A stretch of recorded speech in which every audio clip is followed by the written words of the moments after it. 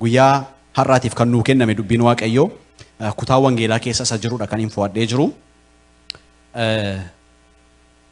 Luqaas boqonnaa 13 lakkoofsa 1 kaasee hanga 9 gubbaattidha kan jiru. Inni kutaan keenya inni kakuu moofaa keessaa immoo Hisqeel 33 7 kaasee hanga 20tti kan jirudha. Walitti qabnee ilaaluu yaalla. Amma Waaqayyo nu gargaaree jechuudha. Mee irra deebi'een dubbisa akkas jedha. Mata dureen isaa yaada garaa geeddarachuu jedha. Yeroo sanaa jarreen tokko gara Yesuus dhufanii waa'ee Galiilota otuu isaan aarsaa dhiyeessanii Phiilaaxoos isaan ajjeesisee dhiiga isaanii dhiiga qalma isaanii wajjin waliin makee itti himan. Yesuus immoo deebisee jarreen Galiilaa kun Galiilota warra kaan hundumaa irra kan caalu cubbamoota waan turaniif dhiphinni akkasii isaan irra ga'e isinitti fakkaataa? Waa'uu ani isinittan himaa hundumti keessan yoo yaada garaa keessanii geeddarachuudhaa baattan akkuma kanatti hin dhumtu. Yookiis jarreen kun jarreen 18 bishaan Silo'aan bukkeetti masaraan dhagaa ol dheeraan jigee isaan fixe sun saba Yerusaalem jiraatan hundumaa irraa caalaa kan yakkan isinitti fakkaataaree? Waa'uu ani isinittin himaa hundumti keessan yoo yaada garaa keessanii geeddarachuudhaa baattan akkuma kanatti hin dhumtuu isaaniin jedhe. 6 kaasee amma 9 kan jiru. Kanarratti Yesuus fakkeenya kana isaanitti himee namni tokko muka harbuu maasii isaa keessaa dhaabamee tokko qaba ture. Inni jirraa barbaaddachuuf dhaqee homaarraa dhabe. Yommus namichi isa maasii isaa eeguun ilaa waggoota 3 muka kanarraa ija barbaaddachuudhaaf hin dhufe. Garuu homaarraa hin arganne. Kanaaf murii maaliif lafa balleessaa jedheen. Namichi sun garuu deebisee yaa gooftaa mee waggaa kanaaf hamma ani naannoo isaa soqee xaa'oo itti naqutti haa taa'u. Bara eger tolee yoo ija godhateef ba'eessa. Yoo dide garuu in murtaa jedheeni. Ameen. Guyyaa har'aa kan nuuf kenname kutaa kana wal wajjin ilaalla. Mata duree carraa lammataa jedhuun itti kennee jira. Maaliin jedhee? Carraa lammataa. Chaansii lammaffaa namaaf kenname jechuudha. Daagmanyaa adda ለሚሰጥበት ቀን ነው ዛሬ. ሃሌሉያ. Waaqayyo kan carraa lammataatti namaaf kennudha. Ameen. Otuu gara kutaa keenyaa diiteelii isaa hin seeniini jalqabarratti yoo ilaalle boqonnaa 11 dudduuba deebinee yoo ilaalle gara boqonnaa 11 gara dhumaarratti Fariisota keessaa namicha tokkotu Yesuus Kiristoos mana isaatti maaddiidhaaf affeere. Kottu mana kottan si affeera laaqanaa fi jedheetu invite godheen. Namichi kun Fariisota laala. Yesuus Kiristoos immoo Fariisota irraa akka isaan of eeggataniif bartoota isaan barsiisa. Namichi Fariisiin kun Yesuus Kiristoos mana isaatti affeeree gaafa galu maaddiitti ta'anii otuu isaan jiranii waan aadaa isaanii keessatti hin baratamne tokko godhe Yesuus. Torbee dubbatee ture boolessi keenya katamaan waan muraasarraa. Waan isaan hin eegne tokko godhe. Taatee isaan beekan maalidhaa? Dhaqanii harka dhiqatanii qulqullaa'anii maaddiitti dhiyaachuu beeku. Kanaaf isa irraa eegaa jiru. Amma isaanii kiyyoo ittiin Yesuus Kiristoosiin kiyyeessan barbaadu kallattii hundumaatiin waan ta'eef tokkoon gochaasaa isaan biratti hiikaa qaba. Waan akkasiis mudatee beekaa? Dubbiin keessan, gochaan keessan, deemsi keessan hiikaa godhatee beekaa? Yoo isin haxxiffattanis hiikaa godhata. Yoo isin gufattanis hiikaa godhata. Yoo isin kolfitanis hiikaa godhatee beekaa? Yesuus Kiristoosiin akkasitti eegu turani. Maaliif? Kiyyoo keessa galfachuu barbaadu. Yesuus Kiristoosiin otuma eeganiiti gaafa maaddiitti dhiyaatanii otuu harka dhiqatanii maaddiitti harka kaa'e Yesuus. Indee jechuu jalqaban garaa isaanii keessatti gungumuu jalqaban. Namichi kun Waaqayyo biraan ergame eeggii jedhee akkamittiin seera kana kabajuu dhiisa? Seerri kun seera Musee biraa kennamedha miti jedhanii gaafa wal gaafachuu gaafa isaan jalqabanii gungumii garaa isaanii argeetu akkasittiin jedhe. Isin kubbaayyaatii fi waciitii irra keessa dhiqxu keessi garaa keessanii garuu qulqulluu miti ittiin jedhe. Haleluuyaa. Inni lakkaa waa barsiisuu barbaadeeti. Taatee isaan hin beekne sana waan isaan hin eegne sana hojjetee isaan gufachiisootu hin taane fakkeenya tokko hojjetee ittiin barsiisuu barbaadeeti. Isinii waciitii keessaniif kubbaayyaa keessan irra keessa dhiqxanii qulqulleessitu jedhe. Keessa garaa keessanii yoo ilaalle garuu keessa garaa keessanii hammeenyatu jira. Keessa garaa keessanii jallinatu jira. Keessi keessan qulqulluu miti. Waciitii keessan qulqulleessuun keessan maal gatii qabaattiin jedheetu itti dubbata. Fariisoti kun kan isaan ittiin barbaadan maalidhaa? Ittiin kiyyeessuudhaafidha kan isaan barbaadan. Isa kana bira darbee boqonnaa 12 gaafa dhaqanii ilaaltanii boqonnaa 12 jalqabarratti tuutni sonaan baay'een Yesuus irraa dhaggeeffachuudhaaf hamma walirra ejjetanitti jechuudha. Kumaatamaan yaa'anii wal ga'anii jedha dubbiin kun boqonnaa 12 gara fuulduraatti yoo ilaaltan jechuudha. Isaa booddee Yesuus barsiisa isaa eegale. Dubbii jajjabaa fakkeenyota guguddaa itti dubbachuu jalqabe. Fakkeenyota isaaniif galuu danda'uuni isaan barsiisuu jalqabe. Aboo waaqummaa isaatiin namoota dhukkubsattoota fayyisaa dubbii jajjabaadhaan immoo wanta nama ajaa'ibsiisuun dubbateetu isaan barsiisuu eegale. Barsiisa kana utuu inni barsiisaa jiru boqonnaan 12 barsiisa kanaan utuu guutamee jiru boqonnaa 13tti gaafa raxxanii seentanii jarreen tokko fiigaa dhufe. dhufanii akkasitiin jedhan. Phiilaaxoosii jaroota Galiilaa tokkotu isaan aarsaa dhiyeessuudhaaf dhiyaatanii jiranii ajjeesiseetu dhiiga isaanii immoo aarsaa isaanii wajjin walitti makee. So maal jettan waa'ee isa kanaa jedhaniitu isa kana irratti fiidbaakii maaliidha riispoonsiin kee maaliidha yookiin yoona tintanaa nagar ነው የፈለጉት እነሱ wanta inni achirra dhaabbatee tintanaa kennu eeguu barbaadan. Jarreen Galiilaa kuni hojii jabaa utuu hojjetanii miti kan isaan ajjeefaman. Maal hojjechaa jiru? Aarsaa dhiyeessaa jiru. Aarsaa isaan qalmaan dhiyeeffatan sana utuu isaan dhiyeessuuf jedhaniitu Phiilaaxoos isaan ajjeesisee dhiiga isaanii immoo dhiiga aarsaa isaanii wajjin walitti make. Sila dhiiga hoolaa qalanii dhiyeessaa jiru yoo ta'e aarsaa hoolaa dhiyaate sanatti dhiiga namaatu dabalame jechuudha. Which is jechuun waan hin baratamne, waan shaak nama godhu, waan nama naasisudha. Waan walitti nama galchu jechuudha. Oo dhugaa jettanii nama ajaa'ibaa jedhee akka inni harkaa fuudhu barbaadan isaan. Maali wanti abaaramaan akkasii akka inni jedhu barbaadan isaan. Bara keenya keessa yoo fudhattanii ilaaltan fakkeenyaaf namni oduu namaan ho'isu taanaani nama biratti iddoo hin qabu. Dhugaa jettaa basmaa machiyoo yoo namni namaan jedhee matti tola. Isa kana barbaadan jarreen kun gaafa dhufanitti himan. Galiiloti kuni aarsaa dhiyeessuu dhufanii maaliif Phiilaaxoos ajjeesiseetu dhiiga isaanii immoo isayyuu la wanta inni godhe ajjeesuu dhuwaa miti waan hin baratamnedha. Seenaa kana yoo ilaaltanii wangeelota afran keessa iddoo kan sadan keessa iddoo biraatti hin argattani. Wangeela Luqaas kana keessa qofaattidha kan inni caqafamee jiru. Maaliif akkas godhe sana balleessanii kana balleessanii wanti jiru diiteeliin isaa hin jiru barbaadeen na beekan. Maybe qeesiin faayoo beekan booddee natti himanii nan dhabe seriously. Inna baay'ee gaaffii natti ta'e. Eegee ajjeesuun isaa nafne maaliif dhiiga isaanii immoo aarsaatti maka? Aarsaan isaanii inni qulqulluun sun immoo maaliif makama? Maalidha bu'aan irraa argatu? Gaaffii waan namatti ta'uudha jechuudha. So jarri kun maal eegaa jiru sarpiraayizii ta'aniitu Yesuus Kiristoos deebii maalii kenna jedhanii eegaa jiru. Yesuus Kiristoos garuu akkasittiin jedhee harkaa fuudheetu. Jarri kun waan isaan cubbamoota ta'aniif waan isaan namoota Galiilaa irra cubbuu isaanii baay'ee waan caaluuf yakki amma kanaa kun waan isaan irratti ta'e isinitti fakkaata? Lakkii. Ani garuu isinitti himaa yoo yaada garaa keessanii geeddarachuu dhaabbattan isinis akkasumatti dhumtu. Isaan asii achi ilaalaa jiru. Inni immoo miirarii fuuldura isaanii kaa'eetu keessatti of ilaalaa. Isin achi keessatti of ilaalaa ittiin jedhe. Haalelooyaa. Isaan maal barbaadaa jiru? Waa'ee namoota sana ajaa'ibsiifatanii seenaa odeessaa jiru. No waa'ee isaanii miti amma kan nama dhibuu qabu. Isa duwwaa miti. Gidduu sanatti taateen ajaa'ibaa kan biraan tokko mudatee ture. Naannoo bishaan Silo'aam kan jiru masaraa guddaan dhagaan walirra tuulamee jiru Ingiliffisa taaworii jedha. Taaworii sanatu irratti jigeetu nama 18 ajjeese. Nama 18. Isa maasaakirii Phiilaaxoos hojjete kan biraatti taateen gidduu sana ho'aa ta'ee odeeffamaa jiru breaking news jedhanii kan namoonni wal harkaa fuudhanii odeessaa jiranii nama 18 urgaan takkaa dhume. Dhagaatu irratti galagalee taaworii guddaatu masaraati irratti jigee jechuudha. Yesuus itti dabalee akkasitiin jedhe. Sababa cubbuun isaanii namoota Yerusaalem irra baay'ateef namoonni 18 sun waan waan itti fakkaata ittiin jedhee gaaffii gaafate. Lakki akkas miti jedhe. Kutaa kana keessatti yoo ilaalu iddoo lamatti qoodameera kutaan kun baay'ee. Kutaa boqonnaa 13 kana lakkoofsa tokko hanga 5tti kan jiruu fi 6 hanga 9tti kan jiruun akka wajjin ilaalu. Kutaa isa jalqabaa kana keessatti egaa Yesuus Kiristoos akkasittiin jedhe. Jarri kun waan isaan cubbuun isaanii amma kana ol ka'eef yookiin immoo kan namoota kaanii irra baay'ee waan caaleef waan kun hundumtuu isaanii irra geessan itti fakkaata. Akkas miti ittiin jedhe. Isa kanaan qabeetu maal ittiin jedhe yaada garaa keessanii hin geeddarattan yoo ta'e isinis akkasumatti dhumtuu ittiin jedheetu akka isaan of ilaalan godhe. Dubbii kana keessatti kan nun ilaallu gaa jarri kunii kan isaan barbaadaa jiranii ofii qulqulluu of godhaniitu namoota warra sana cubbamoota gochuudha. Fakkeenya tokko ni yaadadhe yeroo tokko tajaajilaa tokkoo fi waldaa keessaatii hojii kan biraarratti bobba'ee kan jiruu fi abbaa wangeelaa tokkotu wal lolee jirani. Ennaani araarsuudhaaf gidduutti jaarsummaan taa'ame baay'ee walitti fiduuf yaalamee jaarsoliin araarsuuf utuma jiranii namichi inni tajaajilarra hin jirre numti amantoota keessaa annanni isa bakka waaqayyoof jireen anni isa rakkoon qabu jennaan inni tajaajilaan sun akka dhiifama gaafatamuu barbaade ofiisa. Innaa of bokoksaa jiranii tajaajilaa waan ta'eef cubbuun qabu gaan madrakiirra dhaabbata mitiire cubbuun akkasitti of yaade. Achi booddee hundumtuu hafeera jedhanii eeggi namichi inni kun inni sunis dhiiseera jedhaniitu walitti marmisiisanii wal dubbisiisanii jaraaga waaqayyoon nuu kadhadhaatii adda baanaa jedhaniitu gaafa namicha isa wangeelaatti itti kennanii uumama keessaa seenaa Abrahaam keessaa dhaqee fuudheetu akkas jedhee dubbisa. Isa Abrahaamii mucaasaa aarsaa dhiyeessuudhaaf dhaqeetu gaafa tulluu sana bira gahu akkas godhe.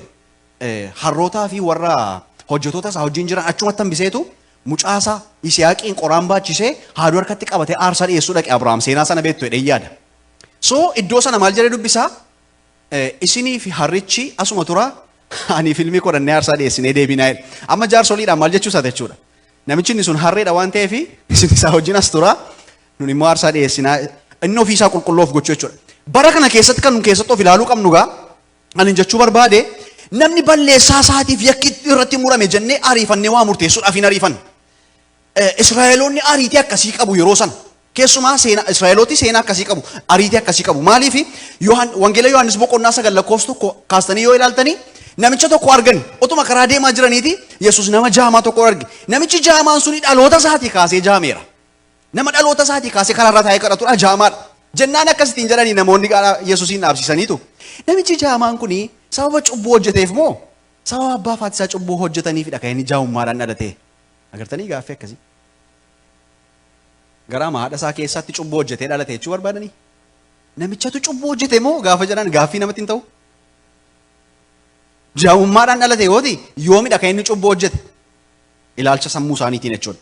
Isa cubbuudha alaa utuu hin taane jechuudha. Yesuus Kiristoos akkasitiin jedhee deebisee sababa cubbuu hojjeteef yookiin abbaa fi isaa cubbuu hojjetaniif otoo hin taane ulfinni Waaqayyoo ittiin haa mul'atuufidha ittiin jedheetu haasaa keessan dhiisaa ittiin jedhee achi galagalee biyyootti tufee dhoqqeesseetu ija isaatti dhibee dhaqii Siloamitti dhiqadhuuti deebii kottuutti hin jedhe namichi iji isaa banamee deebi'ee dhufe haaleluyyaa. Gaafa inni dhaqee iddoo aarsaa dhaabbate waldaa keessa dhaabbate Waaqayyoon galateeffachuu jalqabu namichi kun isa jaamaa sana sanuun beeknu miti jedhanii wal gaafachuu jalqaban Fariisonni. Eeyyeesumadha isa miti isa fakkaata otuma jedhanii gidduu isaanii dhaqeeti inni waanumadhaa jedheen. So akkamitti fayyite ree? Yesuustu na fayyise. Akkamittiin? Guyyaa sanbataarra akkamitti si fayyisa inni? Waaqayyo biraan ergame jedha miti jedhanii gaaffii kan biraatti ka'an. So namichi kun eenyudha jettee kaastaree namichi kun raajiidha ittiin jedheetu itti dubbate. Akkamittiin raajiidha jettaa ati sirrii miti kanaan dura iyyuu jaamaa taatee hin dhalanne fakkaataadhanii abbaa fi haadha gaafachuu dhaqan. Abbaa fi haati immoo akkas jedhan innumtuu of danda'a isuma gaafadhaa. Namichi waggaa 18 darbeera jechuudha. Inni of danda'a isuma gaafadhaa. Maaliifidha namni waa'ee Yesuus Kiristoosiin yoo gaarummaa dubbate bara sana keessa waldaa keessaa gadi baafama ture. Warri Fariisotaa gadi isaan baasu. Kanaaf ariitii maalii qabu jechuudha? Ariitii yoo namni gufates, yoo namni karaa irratti kufes, yoo manni isaa gubates, yoo gaa'elli isaa xinnooma annaagaames sababa cubbuu isaa fi sababa cubbuu ishee fi sababa kanaaf jedhanii namatti muruudhaaf ariifatu. Bara keenya fakkaataa laata?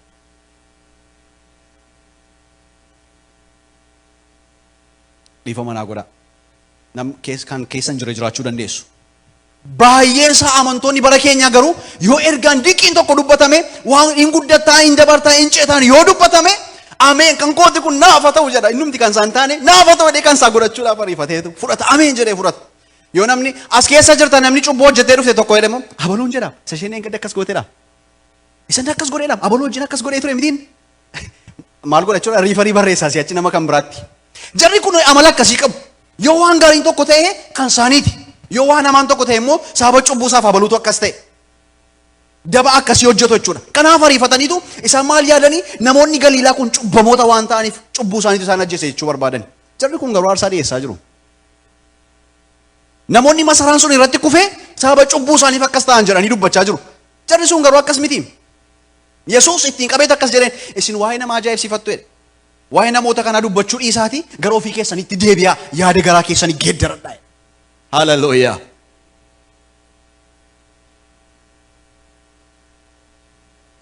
Namni gaafa araara Waaqayyoo shaakala godhatu ofii isaa qulqulluu godheetu nama kan biraa cubbamaa godha.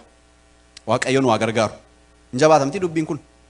Dheengadda torbee darbee keessa waan tokko dhaga'ee baay'ee garaan koo nagaddee tajaajilaa tokkotu biyyaati. Charchii Finfinnee keessa warra Maariffaa kana miidiyaa qaban jajjaboo kana bira tajaajilaaf waamama.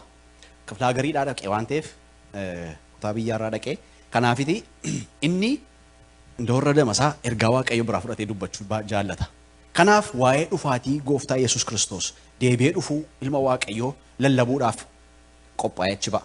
Gaafanni achi lallabuu jalqabu namootni sira oolu haalanii faarfannaa duukaa shubbisanii lafa dhiitanii awwaara kaasaa turanii gaafanni lallaba kana jalqabu inni kaan hamuummachuu jalqabe hirriba qaba inni kaan immoo rafa. Naagaluu didee aareeni maal Waaqayyo kana na salphistaa namichi tajaajilaa sirriidha. waan godhu dhabee achuma dhaabbateetu iddoo kan biraa baasee egaa namichi ta'e ajalaa isin hin jedheera macaafa beeka baasateetu mata duree jijjiire hafuura qulqulluu mata duree na jijjiirsisee saba kana gidduutti waaqayyo waan guddaa hojjeta sabni kun hin ce'aa sabni kun hin ulfaataa ulfin argataa sabni kun balballi banamaa fi jedhee dubbachuu jalqabe warri sila rafaa turanii kaanii dhaabbatanii dhaggeeffatan wangeela taa'uu dadhaban kaanii dhaabbatanii dhaggeeffatan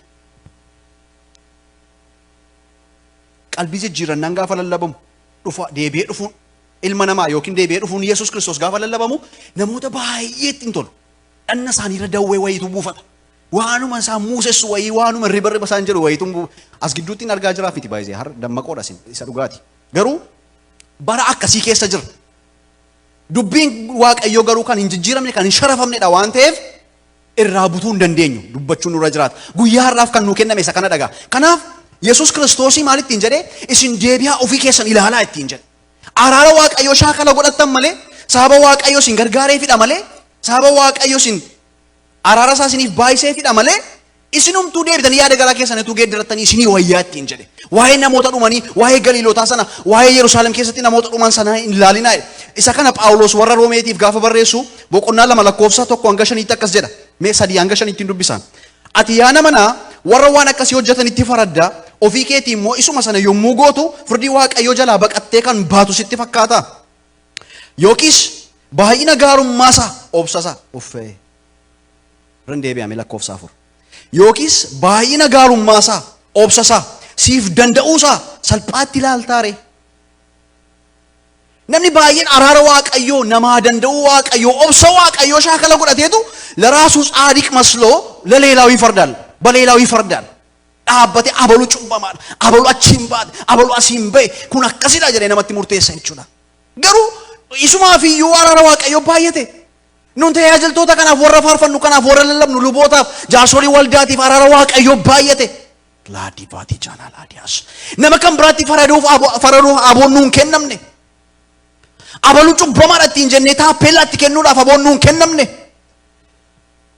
Plaabati jaanias. Dubbii amma obbo Gammachuu nu dubbisan akkas jedha. Namni hundi ni jallaasu hinduuta gaafa ittiin jedhu yoo deebi'ee waan gaarii hojjete ko hin jiraataa jedhe. ሃሌሉያ የትላንቱ አይታሰብበትም ቀሪ ሂሳብ አድርጎ እግዚአብሔር ኃጢአትን አያስቀርም። ስብዕላ ካአቴ አች ካአቴ ጉያ ከምብራች ኬሳ ፉሬ ittiin sirree Waaqayyo.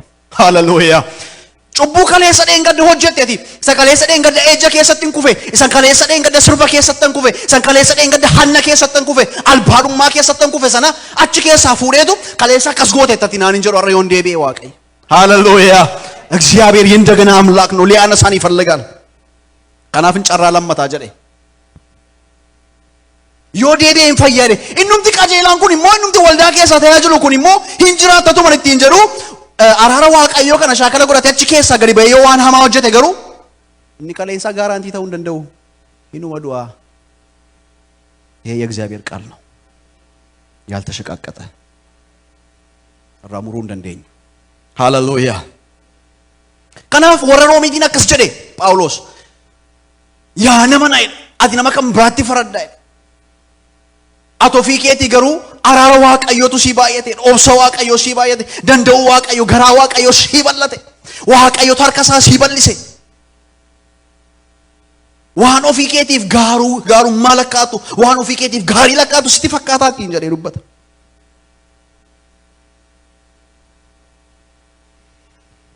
Kanaaf araara Waaqayyoo shaakala godhanii nama kan biraatti faraduu keessaa baanee ofii keenya haa ilaallu. Galiilonni waan isaan du'aniif cubbuu isaaniitiifi Yerusaalem keessatti namoonni 18 kan isaan du'an cubbuu isaaniitiif jechuu keessaa haa baanu. Yoo deebitanii yaada garaa keessan hin geeddaratan ta'e akkuma kanatti dhumtu jedhee gooftaan Yesuus Kiristoos dubbate. ስለዚህ ከዚህ የሚጠበቀው ፖይንት kana keessaa wanti eegamu inni guddaani nun deebinee gara Waaqayyootti deebinee araara Waaqayyoo kadhachuu ofii keenya sakatta'uu jechuudha. Silasinitti dubbadheera. Isaan waa'ee Yerusaalem keessatti taatee ta'e waa'ee Galiilaa keessatti taatee ta'etu isaan ni baajira waa'ee namoota Galiilaatu isaan ni baajira. Inni immoo rifleekshinii wayitiin miirarii wayii jala kaa'etu keessatti of ilaala. Isin maal fakkaattu? Jara kanoo cubbuu isaanii guddisanii isin maal fakkaattu jedheetu itti agarsiise jechuudha. Isa kanarraan qabeetu fakkeenya tokkotti dubbate lakkoofsa 6 kaastanii amma 9tti yoo dubbistanii fakkeenya tokkotti dubbate. Namicha tokkotu jira jedhe. Maasii isaa keessaa arbuu qaba jedhe. Arbuu kanatti deddeebi'ee seenaa isaa gabaabsee isinitti hima. Arbuu kanatti deddeebi'ee waggaa sadiidhaaf ijarraa dhabe. Waggaa sadii guutuu. Barreen gaddaa gaafa dhaqee ta'innaa jedhee yaadee dubbadha. Barreen gaddaa gaafa dhaqee waggaa dhufu ija godhachuu danda'a laata? Mee bara kana hin mijannee fi laata? Jedheetu dhiisee sokka. Yoom deebi'uudhaaf? Isattaan dhufuudhaaf. Waqtii isaa malee naquum.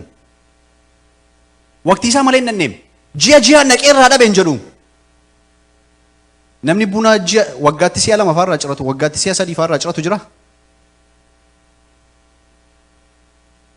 Waggaatti si'a tokko eeggata miti namni. Yeroo isaa eeggate. Waan itti kota'u kota'ee, waan jala soquu qabu soqee. Waggaa isaatti kan inni eeggatu. Namichi abbaa maasii kuni waggaatti kan inni deebi'ee dhaqaa jiru. Ji'a miti. Torbee lama miti. Guyyaadhaan miti. Gaafa waggaa isaatti deebi'ee dhaqu ammas akkuma sana. Gaafa deebi'ee dhaqu ammas akkuma sana. Yoo Amaariffa isaa dubbistanii, Amaariffa isaa fi Ingiliffa isaa dubbistanii maasiin sun maasii wayiniiti jedha. Maasii wayinii keessa harbuu jirudha. Garuu kutaa kana keessatti wanti na ajaa'ibee maaliif waa'een wayinii warra kaanii hin kaane jedheen gaafii of gaafadhe. Hafuurri qulqulluun garuu keessa kootti kan naa deebise isaan ija godhachaa jiru maal hojii waa'ee isaa kaasaree. Isaan ija godhachaa jiru. Wayiniin sun ija godhachaa jira. Maasii sana keessa kan jiran midhaanonni kan biraan, dhaabni kan biraan dhaaba sana keessa kan jiran ija godhachaa jiru. Isa kanadha kan ija godhachaa hin jirre. Kanaaf waggaa lama deebi'e hin dhabe. Tarii immoo sadaffaa kana obsuu fi laata jedhe. Waggaa sadaffaa deebi'ee dhaqe. Gaafa waggaa sadaffaa deebi'ee dhaqu ammas hin jiru. Garaasaa kutateetu namicha maasii isaa eeguun akkasittiin jedhe. Murii balleessi. Maaliif lafa kana balleessa inni? Kana booddee san barbaachisu. Baay'een itti dadhabe. Baay'een itti dhama'e. Waggaa sadii guutuun immoo deddeebi'ee jarraa dhabe. So maaliif iddoo qabatee taa'aa jedheetu itti dubbate. Tokkoffaa ija godhachuu dhiisuu isaatiin namicha komachiisaa jira. Lammaffaa lafa sana balleessaa jira. Sababiin isaa dadhabbiin warra kaan itti dadhabamu qixxeematti dadhabamaa jira. Ammuma wayinii sanatti dadhabamuti arbuu kanatti dadhabamaa jira. Hammuma waan maasii sanarra jirutti dadhabamuti arbuu kanatti dadhabamaa jira. Garuu rispoonsii kennaan jiru. Deebii kennaan jiru.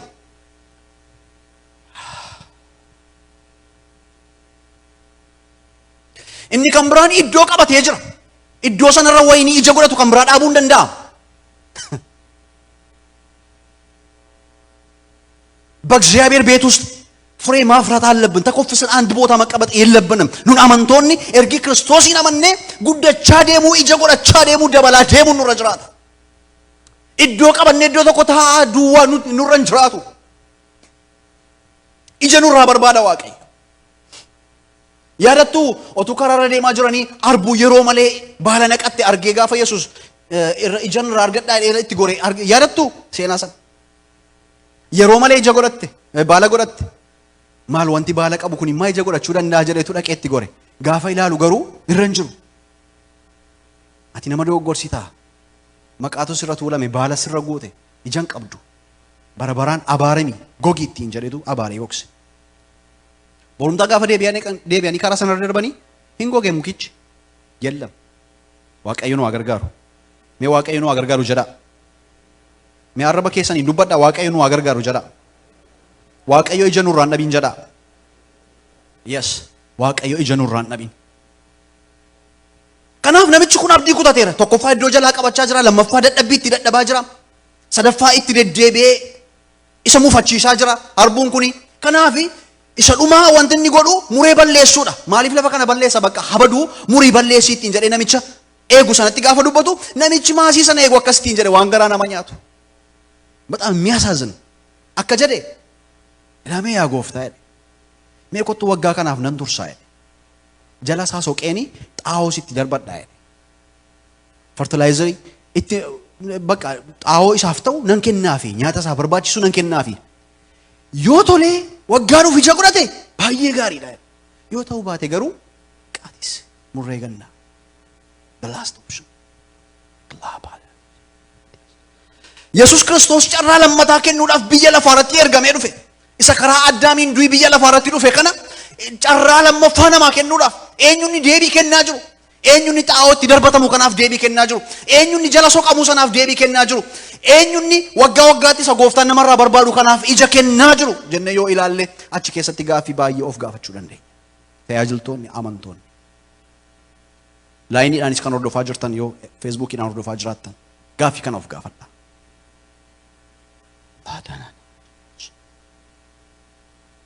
እግዚአብሔር የእንደገና አምላክ መሆኑን ነው የማውቀው። እረዴቤ ጨራና ማከኑሳ ገሩ ጨራን ለመታና ማከነሙሱን ባከኔ ጀና አለቀ አከተመለት። ለምን ዴቤ ያርጉ ደንደው እንጅሩ ማስፈራሪያም አይደለም ይሄ ወልዶር ሲሰሚቲ እግዚአብሔር ለዓላማው ጨካኝ ነው። እንሴሱ ባይዘ ይዋቀዩ እንሴሱ ነማኔጋም አበሉ ሂያሴ ከሰ ጅራይዴ ሂያሴ ከሰት ሲላለ በቃ አብዲሲ ኩታቴን ደሙ እንፋላ ታይዴ ገራ አባቲን ሲላል እጀ ከሰ ጅርት ሄደ ያችት ይላለ በቃ እሺን እጅቱ ላይ እንደሙ እንዴ ቢት ይላል እንፍት ይላል ሰነ ፈኖረት ይሸል አፍጎደ ሞ ያረት ይላል ታይዴ ኤጋ ይጠብቃል እኮ እግዚአብሔር እስከ መጨረሻ በር አልዘጋም። የሮኑ ከነሜራ ኑጅራ ኑ ከነሜራ ይፈመና ጎዳ ጋንተ ከተከ ጋፈን ፓወር ያከሰ ገሊነት ይዱፉ አማሪፋ ከነንቲ መማካ ቤኬሞ ሚቲ ቱለፈት ይዱበዱና አንጀተኒ ነርካ በዳ ነው ፍከልቻ እና ዋቀዩ ዳበት ኤጋ ኔጋ እንፋላታ ሴና ኢልማ በዲ አርገሜ ሰነ ጋፈን ያደዱ ገራ ኮነ ኛታ ይሮንዱማ አባን በልበለረታዬ ኢልሚ ኮ ቁጥሱን ኩን ዴቤን እንፋላታ ደኤጋ እነንገፍኒ ማነ ጅራ ባዲማ መታሸቲ ከማን ለይሳ ጉዳ ማነ ከሳን ቀባ ሚቲያኒ እኒ ቆቴና ያቺሱ ደንዳ ነጦሩ ደንዳ እንጀኔ ላባዲያ ጋቱ ጃናላዲያስ እንጀኔ መከስ ማላኔ አብዲፋ ቀባ ሚቲያቺ ደንበላሺ ቀባ ሚቲያን ሉባ ጎዳያቺቲ አናበሉን ዳቆኒ ጎዳያቺ ቀባ ሚቲ ጀዴ ዋቀዩን ኢስኔም ነው ወረካኒን ሃሌሉያ ኢኔጋ ወረካኒን ኢኑፋላታ ኢኑፍቲላታ ጀዴ ኤጋ waggaasa kana kennuufi laata xaawootti darbadhuu laata jala tokkotu laata kanatutti irratee laata sanatutti irratee laata lan waaqayyo waan meeqan sosoba iyyaa baabbalan kin eega waaqayyo kanaaf namichi sun akkas jedhe meeqottu carraa lammataa laannaafi waggaama kana duwwaa obsinaafi hiikko itti tokkoteen xaawootti darbadha yoo tolee ija godhate yoo godhachuu baate garuu waa gochuu hin dandeenyu jedhe kutaa har'a nuu kenname kakuu moofaa keessaa lakkoofsa 17 hanga 20 kan jiru dubbisa Hisqeel 33 ijoolleen saba keetii ela ijoolleen saba ormaan jiru baay'ee kutaan kunis baay'ina ajaa'ibe gaafan dubbisu ijoolleen saba keetii waa'ee saba kan biraa dubbachaa jiraniti ijoolleen saba keetii amma yeroo sana Israa'el keessaa kee taanaanii raajiin Hisqeelii waa'ee saba Israa'eliin dubbata har'a mo'anatu bakka bu'ee jira waan ta'eef sinitti gaafan dubbadhu saba Itoophiyaa keessa jiran qomoo 80 meeqan isaanii bakka bu'ee kan dubbachuu danda'anidha because nationality Itoophiyaan qaba ammaaf kan Ameerikaan fudhanne waan ta'eef lammummaa isa kan Itoophiyaan qaba waan ta'eef saba Itoophiyaatti isa Oromootti isa Amaaraatti isa Guraageetti isa Walaayittaatti isa Kambaataatti isa Hadiyyaatti anaan bakka buusee dubbachaa jira jechuudha waaqayyo. Hallelujah. Ijoolleen saba keetti ammayyuu karaan waaqayyoo qajeelaa miti hin jedhu jedhe. Ilaala amma waan isaan godhan. Difratii guddaa dhabne. Eenyuun jedhu beektu tajaajilaadhaan karaan kee sirrii miti jedhu miti. Lubaan jedhu miti. Daaqonii waldaa keessaatiin karaan kee sirrii miti jedhu miti. Eenyuun jedhu beektu waaqayyoon jedhu. Ijoolleen saba keetii ammayyuu karaan waaqayyoo qajeelaa miti hin jedhu. Garuu karaa isaaniitu qajeelaa miti. Namni qajeelaan qajeelummaa isaatti deebi'ee yoo yakke inni yakka isaatiin du'a. Namni jallaan yoo jallina isaatti deebi'ee wanta qajeelaadhaa fi gaarii yoo godhe inni kana gochuu isaatiin hin jiraata. Isin yaa mana Israa'el karaan waaqayyoo qajeelaa miti hin jettu ani garuu akka karaa keessaniitti tokkoon keessaniitti nan farada jedhiini jedhe. So as gidduutti kan inni dubbachaa jiru carraan lammataa akka inni jirudha. Inni jallaan sun karaa isaatti deebi'uu danda'a. Inni jallaan sun deebi'uu danda'a. Nafsa gadaa የነበረው ሌባ የነበረው ሴሰኛ የነበረው ሊመለስ ይችላል። ቻንስ ተሰጥቶታል። kennameeraaf carraan deebi'uu danda'a. Carraa guddaa qaba. Balballi banaadha. Ittiin cufamne. So yeroo hundumaa tajaajilanii waa'ee ija godhachuu, waa'ee haruurii ija godhachuu, waa'ee wayiniin ija godhachuu, waa'ee midhaan ija godhachuu, waa'ee midhaanii, waa'ee ijaa nuti dubbata. Iji nun godhannu maalidha? Maalidhan? Arbuu manna irraa cirama? Wayinii manna irraa cirama? Galaatiyaa boqonnaa 5 lakkoofsa 22 hanga 26 kan jiru dubbiseen gara goolabuutti fida. Galaatiyaa boqonnaa 5 22 hanga 26 iji hojii hafuuraa immoo jaalala gammachuu nagaa obsa gaarummaadha arjummaadha amanamummaadha garraamummaadha of dhowwuudha. Egaa seerri isaan kanaan mormu hin jiru. Warri kan Kiristoos Yesuus ta'an immoo yaada foonii hawwasaa fedha isaas fannisaniiru. Nuyi jireenya hafuuraatti yoo jiraanne hafuura kana duukaa bu'uu keenya. Egaa kottaa of dhiibduu fi walitti naqxuu walitti hinaaftuus ta'uu hin dhiisnaa jedha. Galanni Waaqayyoof haa ta'u. Iji nun godhannu midhaan nurraa barbaadamu inni gombisaa Waaqayyootti galuu danda'u ija hojii hafuuraati. Isa Phaawulos Galaatiyaa boqonnaa 5 keessatti dubbate. Gararraa isaatti iji hojii foonii mul'ataadha. Albaadhummaadha, machiidhaadha, weennoodhaadha, sirbaadhaadha, gadhiisitti jiraachuudhaadha, namatti walitti naquudhaadha, of tuulummaadhaadha, of bokoksuudhaadha eetuu meeqa dubbatee keetu iji hojii hafuuraa immoo beekamaadhaadha. Iji hojii hafuuraa immoo jaalaladha, garraamummaadha, obsadhaadha. So arbuu sanarraa maaltu barbaadama har'a? Arbuu waldaa kana keessa jirturraa. Oromoo Evangelical Church of Minnesota wanti barbaadamu har'a arbuu sanarraa wanti barbaadamu jaalala. Har'a wanti barbaadamu garraamummaadha, ija hojii hafuuraa sanadha. Tajaajilarraa inni barbaadamu, warra faarfaturraa wanti barbaadamu, isa lallaburraa wanti barbaadamu, abdiirraa wanti barbaadamu ija hojii hafuuraa kanadha jechuudha. Isa kana nurraa barbaada Waaqayyo. Waan kan biraa kaashii fuudhee gombisaatti gashatu hin qabu. Dhaqiitii ji'a tokko guutuu hojjedhuuti kan torbee sadii cheekii kee fidii naa galchi hin jenne Waaqayyo. Waggaa tokko dhamayiiti kan ji'a 2-3 keessaa naa kenni hin jenne Waaqayyo. 10 keessaa tokko naa baasii jedheera seera dhanni. Saanaan ala garuu wanti kan biraan nurraa barbaadu hin qabu. Inni jalqabaa masaxaat inni የሚፈልገው ofii keenya laachuu. Seerri kennamee jira. Seera kenname sana garuu nan jabeessaa jedhetu Yesuus akkas jedhe. Waaqayyoon garaa kee guutuudhaan jaalladhu kan jiru caafamee jira jedhetu dubbateetu seera haaraa kenneefiitu namas akka ofii keetitti jaalladhu ittiin jedhe. Jaalalli garuu gidduu keenya hin jiru. Garraamummaan gidduu keenya hin jiru.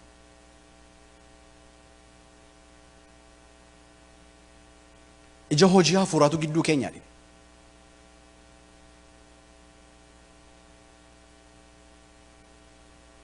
Waaqayyo morra deebi'eetu carraa lammaffaa kenneetu waggaa kana duwwaaf nan obsaafi jedhe. Waggaa isa kana keessatti yoo ija godhate. Yoo ija godhachuu baate garuu carraa lammataa. Waaqayyo nu haa gargaaru hin kadhanna Waaqayyo. Kaanee dhaabannee Waaqayyoon kadhannu. Lord, I need prajana labadias. Lara labashidini.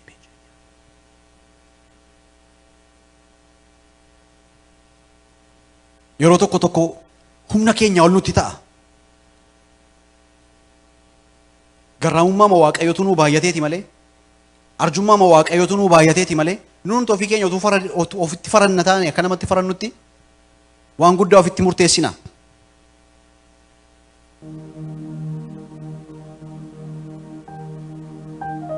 Mee hafuura Waaqayyoo keessa galaati Waaqayyoo kadhadha. Carraa lammaffaa sana namaaf kennu. Carraa lammaffaa laapaat jireenyaa galaatiyaas. Ergaa Phexros isa lammaffaa boqonnaa 3 lakkoofsa 9 gubbaarra kan jiruun dubbisee kadhadha. Gooftaan wanta abdachiisee raawwachuudhaaf hin seesu. Akka namoonni tokko seesutti isa lakkaa'an miti. Inni namoonni hundinuu yaada garaa isaanii akka geeddaratan malee garri tokkoyyuu akka badan waan hin barbaanneef obsaan isaaniif hin danda'a. Ameen. Obsaan isaaniif danda'a.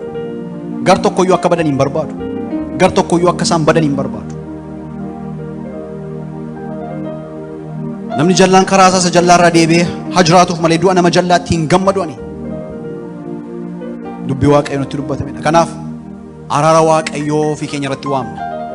Waa'ee Galiilotaa dhiisaa, waa'ee Yihuudootaa dhiisaa, waa'ee ofii keessanii ilaalaa, waa'ee Yerusaalem keessatti warra taatee ta'e sanaa namoota Yerusaalemii sana dhiisaa, ofii keessanii ilaalaa, ofii keessanii yaada garaa keessanii geeddaradhaa, ofii keessan sakattaa, gola keessan sakattaa, gaa'ela keessan sakattaa, jireenya keessan sakattaa, deddeebii keessan sakattaa, kiristiyaanummaa keessan sakattaa jedhe dubbiin har'a nutti dubbate kun. Isa namni bakka biraan nuun jedhu miti amma. Isa namaanis jennu miti. Har'a haa dhaabannu namatti faraduurraa, namatti dubbachuurraa haa dhaabannu mee. An ofii kon ilaala, isin ofii keessan ilaala. Hallelujah.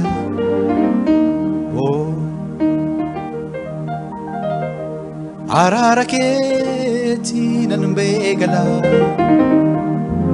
araara keetii nan olee bula, madaa'uun kee madaa koo naa fayyise argamuun kee lubbuu natti deebise. Hallelujah. Araara keetiin nan ba'ee gala, araara keetiin nan oolee bula. Madaa'uun kee madaa koo naa fayyise argamuun kee lubbuu natti deebise. Hallelujah. Araara keetiin nan ba'ee gala. Warri araara Waaqayyoon baatanii galtan ba'e. Araara keetiin nan oolee bula. Madaa'uun kee madaa koo naa fayyise argamuun kee lubbuu natti deebise. Hallelujah. Mee araara kee jenna Waaqayyoon mee. Araara keetiin nan ba'ee gala. Araara keetiin nan oolee bula. Madaa'uun kee madaa koo naa fayyise. Raajuun jebe. Araara kee jenna mee Waaqayyo. Araara keetiin nan ba'ee gala. Sana noolee bula. Hallelujah. Sana ba'ee gala. Hallelujah.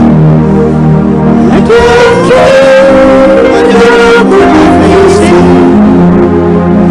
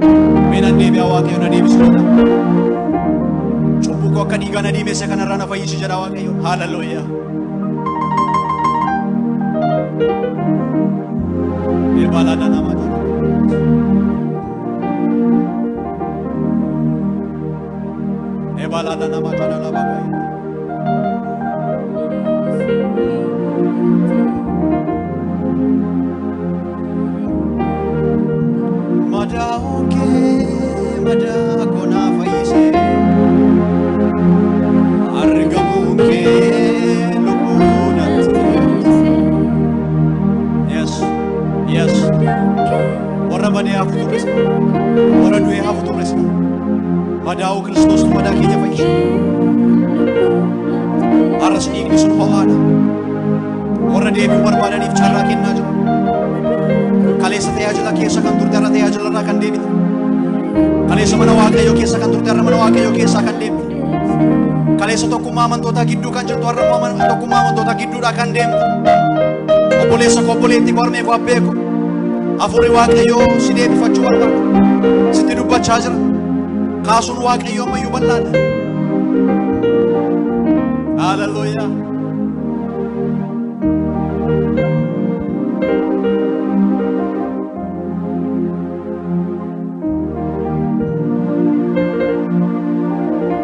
Carraan isiniif kenname Waaqayyoon kadhannaa. Laaba haadhaanii haa kunuunte. Yeroon keenya ganaadha waan ta'eef Waaqayyoon hin kadhanna.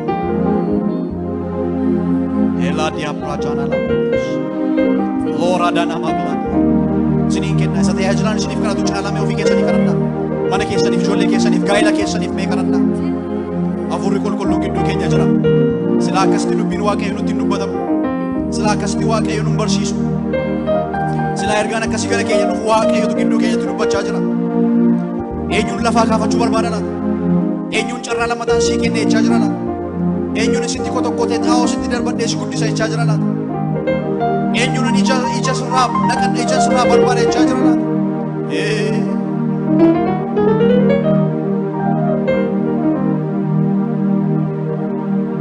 Araara keetiin amma eegala. Araara keetiin oolee bula. Dandeettiif jabina keenya miti. Nuuf buddeenni keenya, midhaanni keenya, uffanni keenya araara Waaqayyooti. Kan nu jiraachise uffata bareedaa nu uffanne miti. Kan nu jiraachise midhaan gaarii nu mana keessaa nyaanne miti. Kan nu jiraachise hojii gaarii nu hojjenne sana miti. Laapuraa jaalaa bilaa. Kan nu jiraachise profeshinii keenya nuuf jajuu sana miti. Kan nu jiraachise araara Waaqayyooti. Inni nutti lakkoofne inni irra deebi'ee carraa nuuf kenne mana isaa keessa nu jiraachise araara Waaqayyooti. Haleluuyaa! Amen. Cubbuun koo dhiigaa deebisee na argatte. Raariidhaan qabamee utuu nu argamu na argatte. Karaa harkaa badee utuu njooru na argatte. Amma garuu dhiiga kee miicitee na qulleessite. Abeet araara Waaqayyo, abeet arjummaa Waaqayyo, abeet garraamummaa Waaqayyo, abeet jaalala Waaqayyo. Ni ofirratti yaada. Haleluuyaa. Qaayil Abeeliin gaafa ajjeese Waaqayyo akkasitti jedhe cubbuun balbala kee jala riphxee si eeggatti, gadi ba'uu kee eeggatti jedhe. Cubbuu balbala jala riphxee nu eeggattu Waaqayyotu nurraa qolate. Haleluuyaa. Akka jedhu Phaawulos warra Galaatiyaaf gaafa barreessu ergaa isaa keessatti boqonnaa 5 lakkoofsa 1. Egaa birmadummaatti akka jiraannuuf Waaqayyotu birmaduu nu baasee jira. Deebitanii wanjoo garbummaa jalatti hin qabamina. Haleluuyaa. Wanjoo garbummaa jalatti hin qabamina. Waaqayyo birmaduu sin baaseera. Cubbuu jalaa, suusiirraa, sibirbarraa, ejjarraa, albaadhummaarraa, weennoorraa, machiirraa inni gargar nu baasee mana isaa keessa nu dhaabee carraa nuuf kenne Waaqayyoodha. Haleluuyaa. Har'a achi keessa gangalachaa jirtu yoo jiraatte Waaqayyo carraa lammataan sii kenne jechaa jira. Carraa lammataan sii kenne, isheenumaa kana sii dhobsa. Yoo deebi'uu barbaadde sin deebisa. Yoo deebi'uu barbaadde sin deebisa. Laafaa yaad yaacheen eeglaa. Carraa sadumaan sii kenna jechaa jira fuula Waaqayyo. Si'a meeqa nu obse laata Waaqayyo? Si'a meeqa nutti deddeebi'ee laata utuu garaa nurraa kutatin? Utuu abdii nutti hin kutatin yoom si'a meeqa nutti deddeebi'ee laata? Mee gaa'ela keessan, mana keessan, jireenya kiristaanummaa keessan sakattaa ilaalla. Anis kan koon ilaala.